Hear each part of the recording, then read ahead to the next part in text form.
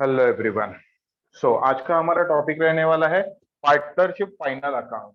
हमने 11th standard में जो फाइनल अकाउंट सीखा था that was sole proprietors final account, जहाँ पे एक सिंगल ओनर था बिजनेस का और उसका फाइनल अकाउंट हम लोग प्रिपेयर कर रहे थे। अभी जो हमारा 12th स्टैंडर्ड में है वो है पार्टनरशिप फाइनल अकाउंट।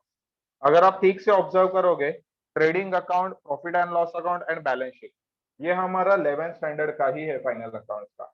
एडिशनल क्या है? तो ये पार्टनर्स कैपिटल अकाउंट एडिशनल है, राइट। तो चलो चालू करते हैं। सबसे पहले हम लोग कुछ कंफर्म आइटम्स लिख के लेते हैं in trading and profit and loss account, right. तो हम लोग पहले वो लिख लेंगे फिर आगे बढ़ेंगे। सबसे पहले, और ये सिर्फ फॉर्मेट पर्पस के लिए, क्योंकि एक बार ये आपने लिख दिया तो एक सम को लिंक मिल जाती है गेटिंग में। सबसे पहले आएगा to opening stock, to opening stock. उसके बाद है to purchases, to purchases less purchase return. Purchase purchase return हमेशा इनर कॉलम में आएगा। ये हमारा इनर है, आउटर है, inner column outer column. Purchase and sales always inner column. Credit में रहेगा by sales less sales return, by sales less sales return, right. Profit and loss में to bad debts, bad dates,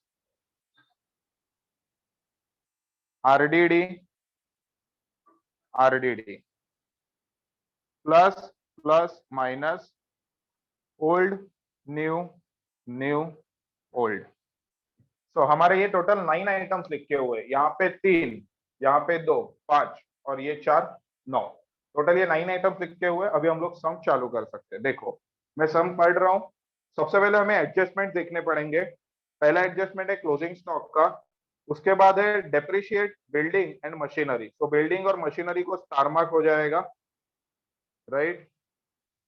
आगे bills receivable included dishonour bill, तो bills receivable को एक star mark हो जाएगा।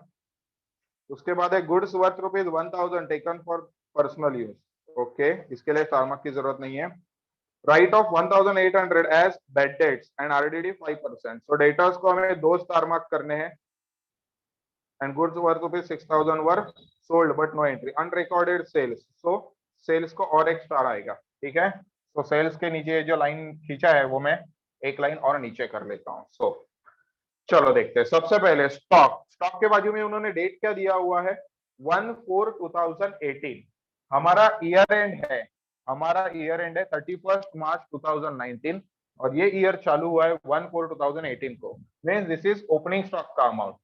तो हमें ओपनिंग स्टॉक मिला 65,000। तो ओपनिंग स्टॉक के सामने मैंने आउटर कॉलम में 65 लिख दिया। Next bills receivable, bills receivable हमारा आएगा असेट साइड में। बिल्स रिसीवेबल अमाउंट है 28,000 इनर कॉलम, इसके लिए एडजस्टमेंट है तो ये इनर कॉलम में आएगा। नेक्स्ट वेजेस एंड सैलरी, ये आएगा trading account. To wages and salaries, amount है वेजेस एंड सैलरीज का 9,000 रुपीज, 9,000।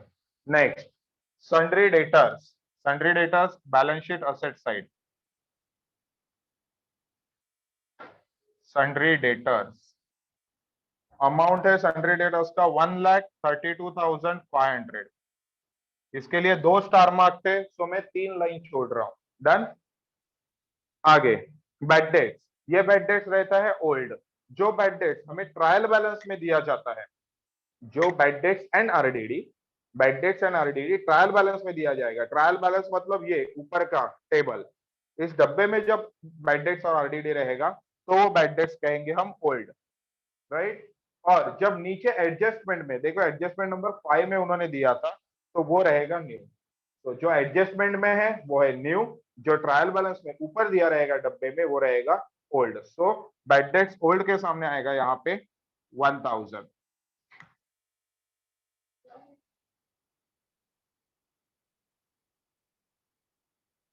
ओके, सो बैड डेट्स हो गया हमारा लिख के।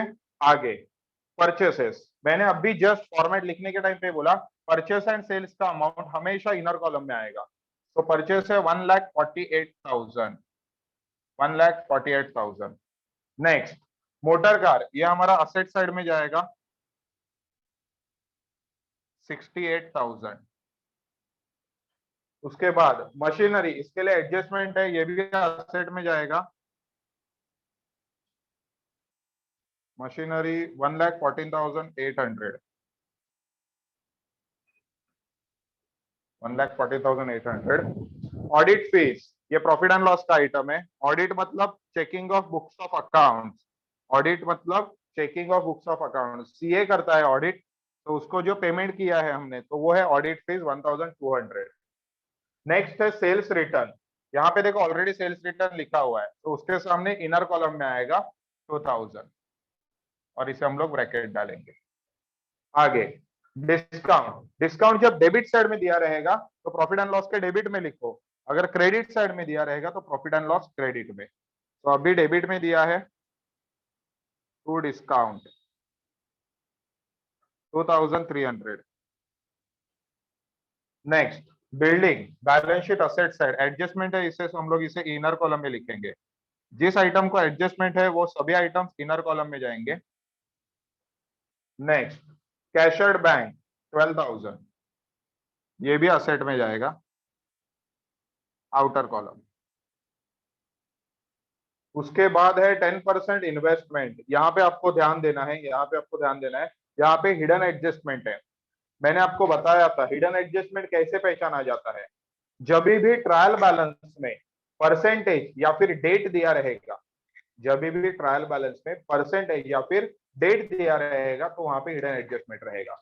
अभी देखो 10% इन्वेस्टमेंट का हिडन एडजस्टमेंट कैसे सॉल्व करना है। 10% इन्वेस्टमेंट अमाउंट है 20,000, इसे मैं इनर कॉलम में लिखता हूं। राइट, सो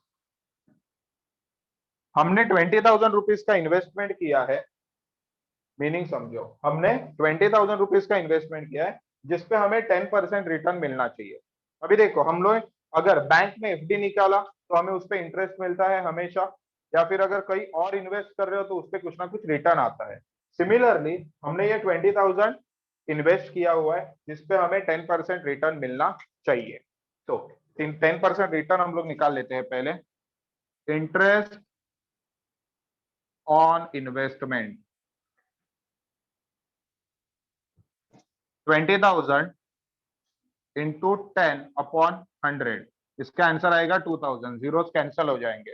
राइट, ये इंटरेस्ट हमें अभी तक मिला नहीं है, ठीक है, तो हम इसे ऐड करेंगे। ऐड आउटस्टैंडिंग इंटरेस्ट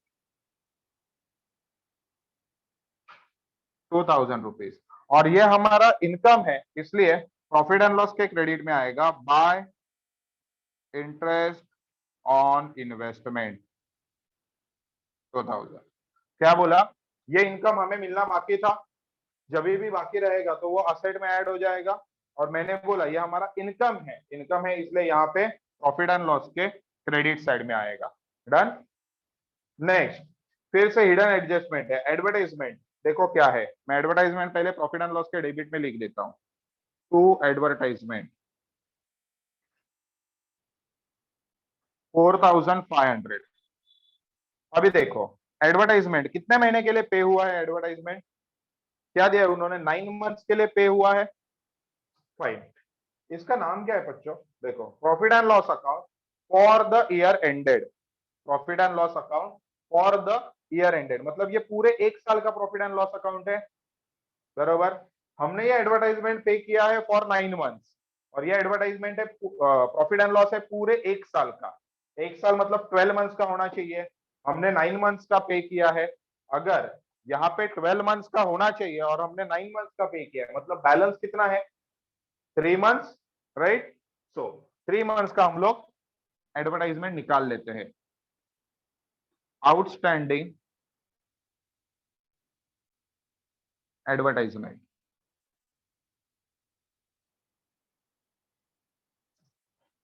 4,500 पे हुआ है, तो 4,500 डिवाइड बाय ये कितने महीने का पे हुआ था, 9 मंथ्स। तो जितने का पे हुआ है उससे डिवाइड करो, जितना बाकी है उससे मल्टीप्लाई करो। क्या बोला, और एक बार क्या, जितने एक महीने का पे हुआ है उससे डिवाइड करो, तो हमें एक महीने का एडवर्टाइजमेंट पता चला, और जितने महीने का बाकी है वो मल्टीप्लाई करो। राइट, तो इसका आंसर आएगा 15 1500, राइट। सो 1500 यहाँ पे ऐड हो जाएगा, ऐड आउटस्टैंडिंग। और हिडन एडजस्टमेंट हमें जभी के तभी सॉल्व करके लेना है, हाँ, उसे बैलेंस मत रखो। और दूसरा effect balance sheet liability side, outstanding advertisement, क्योंकि एक्सपेंसेस जब पे करना बाकी रहता है तो वो हमारे लिए लाइबिलिटी बन जाता है। क्या बोला मैंने, एक बार फिर से, एक्सपेंसेस जब पे करना बाकी है तो वो हमारे लिए लाइबिलिटी बन जाएगा। डन। सो यहाँ पे आया, इधर ऐड हो गया, और दूसरा बैलेंस शीट लाइबिलिटी साइड। आगे रॉयल्टीज, ये हमारा ट्रेडिंग अकाउंट में जाएगा, टू रॉयल्टीज, अमाउंट है 3000। सो यहाँ पे हमारा डेबिट साइड का पोस्टिंग कंप्लीट हो चुका है, यहाँ पे डेबिट साइड का पोस्टिंग कंप्लीट हो चुका है। आगे जनरल रिजर्व्स, ठीक है, एक सेकंड इसे होल्ड पे रखेंगे। दूसरा क्या है, कैपिटल।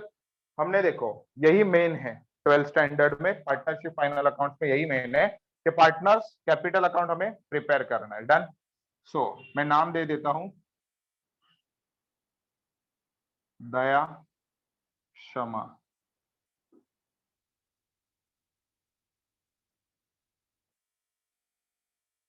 सो इनके कैपिटल बैलेंसेस देखो कितने हैं, 1,60,000 और 1,20,000। ये कैपिटल बैलेंसेस पार्टनर्स कैपिटल के क्रेडिट में आएंगे बाय बैलेंस ब्रॉट डाउन, 1,60,000, 1,20,000। जो कैपिटल बैलेंसेस है वो पार्टनर्स कैपिटल के क्रेडिट में 1,60,000, 1,20,000। इसके बाद अगर सम में उन्होंने general reserve, profit and loss account और एनी अदर रिजर्व, ठीक है, general reserve, profit and loss account या फिर दूसरा कोई भी रिजर्व दिया रहेगा तो वो पार्टनर्स कैपिटल के क्रेडिट में डिस्ट्रीब्यूट होना चाहिए। तो पार्टनर्स कैपिटल के क्रेडिट में हम लोग लिख देते हैं बाय जनरल रिजर्व। देखो उन्होंने सबसे पहले लाइन में हमें रिजर्व प्रॉफिट शेयरिंग रेशियो दिया था, क्या बोला था, Daya and Kshama are partners sharing profit and losses in the ratio 1:1, means equal ratio है, राइट। सो ये जनरल रिजर्व जो है 14,500, ये इक्वली डिस्ट्रीब्यूट हो जाएगा इन दोनों में। 14,500 को अगर आप इक्वली डिस्ट्रीब्यूट करोगे तो आएगा आपको 14 का 7 और 500 250, 7,250, 7,250। तो क्या क्या बोला, general reserve, profit and loss account और एनी अदर रिजर्व, कुछ भी रहेगा पार्टनर्स कैपिटल के क्रेडिट में डिस्ट्रीब्यूट कर दो। ऑलराइट। आगे क्रेडिटर्स, क्रेडिटर्स आएगा हमारा लाइबिलिटी साइड में। क्रेडिटर्स का अमाउंट है 98,000। उसके बाद है हमारा आरडीडी। आरडीडी जब ट्रायल बैलेंस में दिया रहेगा, आरडीडी एंड बैड डेट जब ट्रायल बैलेंस में दिया रहेगा तो उसे बोलेंगे ओल्ड, राइट। तो ये हमारा ओल्ड आरडीडी है 1,800। तो मैं यहाँ पे ओल्ड आरडीडी के सामने 1,800 लिख के ब्रैकेट डाल रहा हूं। आगे सेल्स, सेल्स का अमाउंट कितना दिया है, 2,85,500। तो सेल्स के सामने 285,500। नेक्स्ट है आउटस्टैंडिंग वेजेस, ट्रायल बैलेंस है, सिंगल इफेक्ट देना है तो लाइबिलिटी साइड में जाएगा। आउटस्टैंडिंग मतलब पे करना बाकी है, आउटस्टैंडिंग मतलब पे करना बाकी है। सो आउटस्टैंडिंग वेजेस 700, फाइन। आगे परचेस रिटर्न, परचेसेस में से लेस हो जाएगा, तो यहाँ पे मैं लेस कर रहा हूँ 4,000, लेस कर दिया। आगे डिस्काउंट, डिस्काउंट जब डेबिट में था तो मैंने प्रॉफिट एंड लॉस के डेबिट साइड में लिखा, अभी डिस्काउंट क्रेडिट में है तो प्रॉफिट एंड लॉस के क्रेडिट में, बाय डिस्काउंट, अमाउंट है 1,800। ये डिस्काउंट हमारा इनकम है, डेबिट का डिस्काउंट हमारा एक्सपेंस है। क्या बोला, रिवाइज करो, ये इनकम हमारा इनकम, सॉरी ये डिस्काउंट हमारा इनकम है, ये डिस्काउंट हमारा एक्सपेंस है। तो यहाँ पे हमने सक्सेसफुली ट्रायल बैलेंस का पोस्टिंग कंप्लीट कर दिया। अभी हम लोग बढ़ते हैं एडजस्टमेंट की ओर। जैसे आपने देखा ट्रायल बैलेंस का हर एक अमाउंट मैंने एक ही बार लिखा था, ट्रायल बैलेंस का हर एक अमाउंट मैंने एक बार लिखा था। एडजस्टमेंट का हर एक अमाउंट का हमें दो इफेक्ट देना है, एक डेबिट एक क्रेडिट। क्या बोला, दो इफेक्ट रहेगा एडजस्टमेंट का, एक डेबिट एक क्रेडिट। देखो सबसे पहले हम लोग चेक करते हैं हमारे पास डेबिट कितने हैं। ट्रेडिंग अकाउंट डेबिट साइड एक हुआ, प्रॉफिट एंड लॉस डेबिट दो हुआ, यहाँ पे balance sheet asset side, balance sheet asset, ये डेबिट है। तो हमारे पास 3 डेबिट हुए, डन। इधर क्रेडिट कितने देखते हैं, ट्रेडिंग अकाउंट क्रेडिट साइड एक हुआ, प्रॉफिट एंड लॉस क्रेडिट 2 हुआ, और बैलेंस शीट का लाइबिलिटी तीसरा। तो 3 डेबिट 3 क्रेडिट अवेलेबल है। तो हमें हमेशा हर एक एडजस्टमेंट को एक डेबिट और एक क्रेडिट डालना है। सर ऐसे कभी होगा क्या कि दोनों डेबिट जाएगा? नहीं होगा बच्चा, कभी भी ऐसे नहीं होगा कि दोनों डेबिट गया या दोनों क्रेडिट गया, एक डेबिट एक क्रेडिट जाना चाहिए। तो क्लोजिंग स्टॉक एक effect balance sheet asset side में, मैंने अभी जस्ट बोला बैलेंस शीट असेट मतलब डेबिट, तो बैलेंस शीट असेट साइड में क्लोजिंग स्टॉक आ गया 40,000। दूसरा effect trading account credit side में by closing stock, by closing stock 40,000 हुआ, एक डेबिट हुआ एक क्रेडिट हुआ। आगे बढ़ते हैं। Depreciate building and machinery by 5% and 3%। तो बिल्डिंग हम लोग 5% से डेप्रिशिएट करते हैं, less depreciation at the rate 5%। सो इसका 5% का डेप्रिसिएशन निकाल देते हैं हम लोग। वैसे तो ये इजी है, 10% निकालो और हाफ कर दो, राइट। चलो डायरेक्ट करते हैं। 7,500, 7,500 का हाफ, 7,000 का हाफ 3,500 और 250, 3,750, 3,750 ये हुआ यहाँ का डेप्रिसिएशन का इफेक्ट। दूसरा इफेक्ट आएगा प्रॉफिट एंड लॉस के डेबिट में, टू डेप्रिसिएशन लिखना है, अंडरलाइन करेंगे इसे। अब इसके नीचे जितना जितना डिप्रिसिएशन रहेगा सब आएगा। पहला आएगा बिल्डिंग का 3,250, डन। आगे नेक्स्ट उन्होंने 3% डिप्रिसिएशन बोला है। किसका 3% बोला है डिप्रिसिएशन? उन्होंने मशीनरी का। तो ये हमें कैलकुलेट करना पड़ेगा। 1,14,800 इंटू 3%, यह आएगा 3,444 less depreciation at the rate 3%, 3,444। इसका दूसरा इफेक्ट आएगा हमारा प्रॉफिट एंड लॉस के डेबिट में। सो क्लोजिंग स्टॉक एंड डेप्रिसिएशन, ये एडजस्टमेंट आपको हर एक सम में देखने मिलेंगे। क्या बोला? क्लोजिंग स्टॉक एंड डेप्रिसिएशन, ये एडजस्टमेंट आपको हर एक सम में देखने मिलेगा, राइट। आगे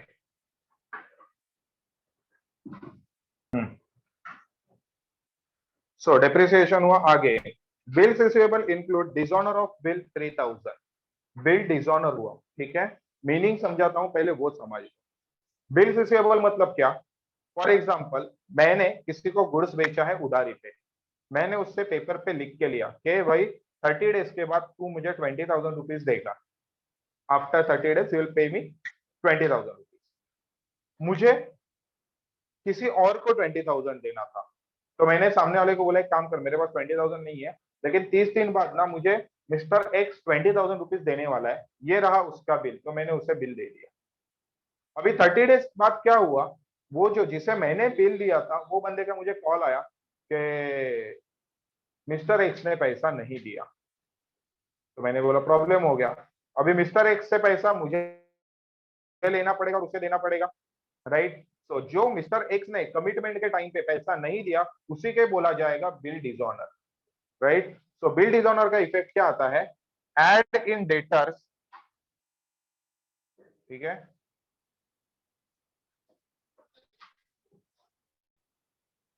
हमारा 3,000 का, सो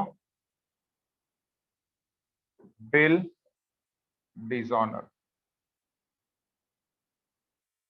एड इन डेटर, एड इन क्रेडिटर। सो यहाँ पे ऐड हो गया। और दूसरा इफेक्ट यहाँ पे क्रेडिटर्स में नीचे लिखता हूँ, या एडजस्टमेंट में लिखना भूल गया गलती से, क्रेडिटर्स 98,000, इसमें ऐड हो जाएगा add bill dishonour.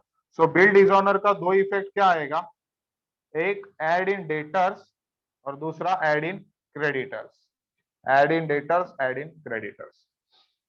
Next, goods worth ₹1,000 taken by Daya for personal use not recorded in the books.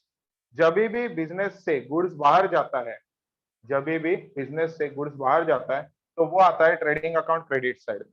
सो यहाँ पे पहले इफेक्ट आएगा बाय गुड्स विड्रॉन बाय दया, कितने का गुड्स लिया था? 1000। और इसे हम लोग ड्रॉइंग्स बोलते हैं। जब ओनर पर्सनल यूज के लिए गुड्स विड्रॉ करेगा उसे ड्रॉइंग बोलेंगे। ड्रॉइंग का दूसरा इफेक्ट आएगा पार्टनर्स कैपिटल के क्रेडिट साइड में, टू ड्रॉइंग्स 1000। क्या बोला? एक effect trading account credit side, drawing का एक इफेक्ट ट्रेडिंग के क्रेडिट में, दूसरा पार्टनर्स कैपिटल के डेबिट में। और एडजस्टमेंट ऐसी चीज है, अब जितने ज्यादा सॉल्व करोगे, जितने ज्यादा प्रैक्टिस करोगे, आपके दिमाग में फिट बैठ जाएगा। राइट? आगे, write of 1800 as bad debts. So bad debts हमें लेस करना है, तो मैं यहाँ पे लेस कर रहा हूँ, लेस बैड डेट्स। ये बैड डेट्स हुआ न्यू, क्योंकि हमने देखा था क्या, जब ट्रायल बैलेंस में दिया रहेगा तो उसे ओल्ड बोलेंगे, एडजस्टमेंट में दिया रहेगा उसे न्यू बोलेंगे। सो 1800 यहाँ पे लेस हुआ। इस 1800 का दूसरा इफेक्ट आएगा बैड डेट्स न्यू के सामने 1800। तो एक इफेक्ट आया प्रॉफिट एंड लॉस डेबिट, एक इफेक्ट हुआ डेटर्स से लेस। तो अभी डेटर्स का नया अमाउंट कितना है हम लोग देख लेते हैं। 1,32,500 प्लस 3,000 लेस 1,800, ये मिला हमें 1,33,700। 1,33,700। आगे उन्होंने आरडीडी चार्ज करने बोला है 5% का, तो हम लोग 1,33,700 पे आरडीडी लगाएंगे। RDD at the rate 5% multiply by 5%, 6685। इस 6685 का दूसरा इफेक्ट आरडीडी न्यू के सामने 6685। राइट? सो एक हुआ डेटर से लेस और एक हुआ प्रॉफिट एंड लॉस के डेबिट में। 1,27,015 डेटर्स का आउटर कॉलम का अमाउंट आया, मोटर कार 68,000। और लास्ट एडजस्टमेंट है 6,000 goods sold but no entry not pass. ओ तेरी, कहानी में ट्विस्ट, कहानी में ट्विस्ट। देखो क्या ट्विस्ट है। अनरिकॉर्डेड सेल्स है, सबसे पहले ये एडजस्टमेंट समझ लो। ये एडजस्टमेंट है अनरिकॉर्डेड सेल्स का। दिया क्या है? Goods worth ₹6,000 were sold. 6,000 rupees का गुड्स बेच दिया, but no entry was made in the books of account. लेकिन हमने एंट्री पास नहीं किया। अभी जब गुड्स उधारी पे बेचा जाता है तो एंट्री क्या आता है? Journal entry, debtors account debit to sales account, debtors account debit to sales account. So हमें सिक्स्थ एडजस्टमेंट पहले सॉल्व करना पड़ेगा, उसके बाद हम लोग को फिफ्थ एडजस्टमेंट सॉल्व करना है।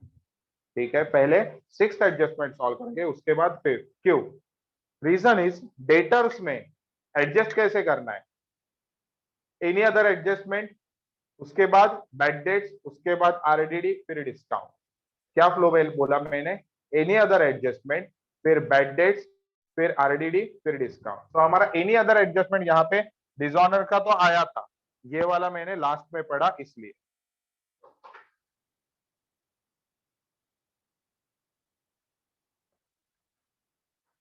तो मैं इसे करेक्ट कर रहा हूं, हम लोग को ये एडजस्टमेंट पहले सॉल्व करना पड़ेगा।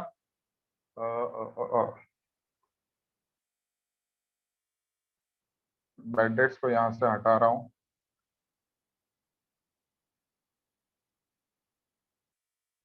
ये दो बैड डेट्स का अमाउंट हटा देता हूं। ठीक है,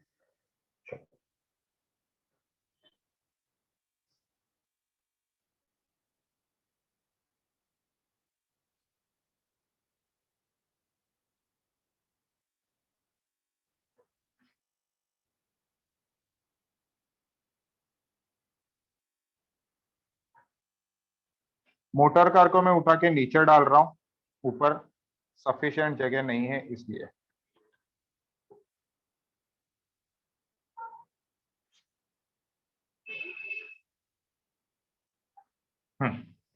ओके फाइन। तो अभी सबसे पहले ऐड अनरिकॉर्डेड सेल्स।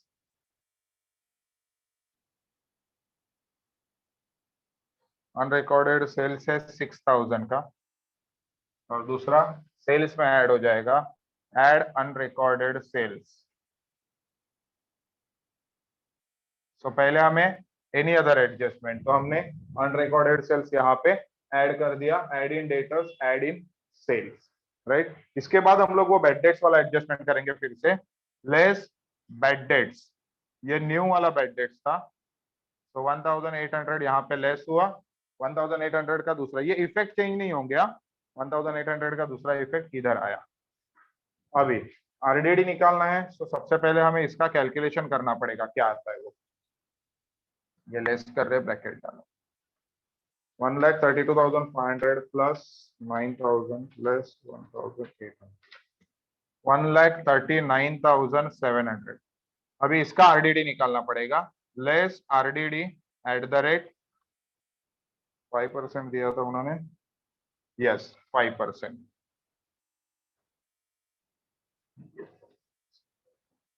6,985, इसका दूसरा इफेक्ट आएगा यहाँ पे 6,985।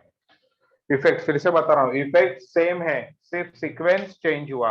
डेटा का एडजस्टमेंट कैसे रहेगा, एनी अदर एडजस्टमेंट, फिर बैड डेट्स, फिर आरडीडी, फिर डिस्काउंट, राइट।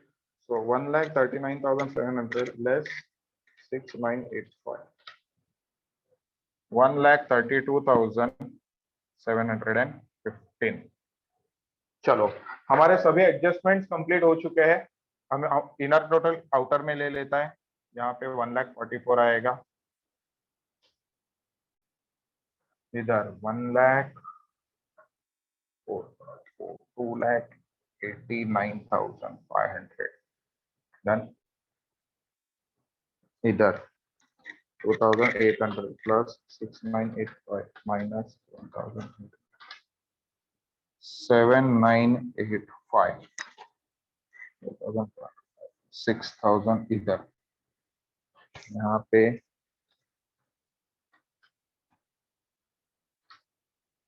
6,694, इधर आएगा 98, 1,01,000, 1,14,800 माइनस 3,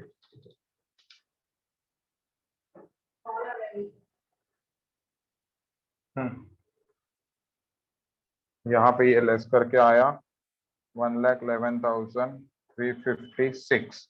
मैं सिर्फ इनर के टोटल आउटर में ले रहा हूँ, 75,000,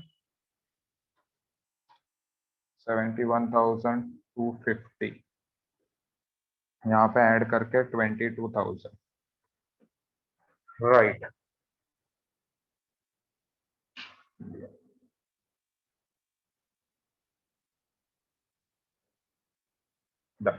अभी ट्रेडिंग अकाउंट क्लोज करेंगे और हमें मिलेगा ग्रॉस प्रॉफिट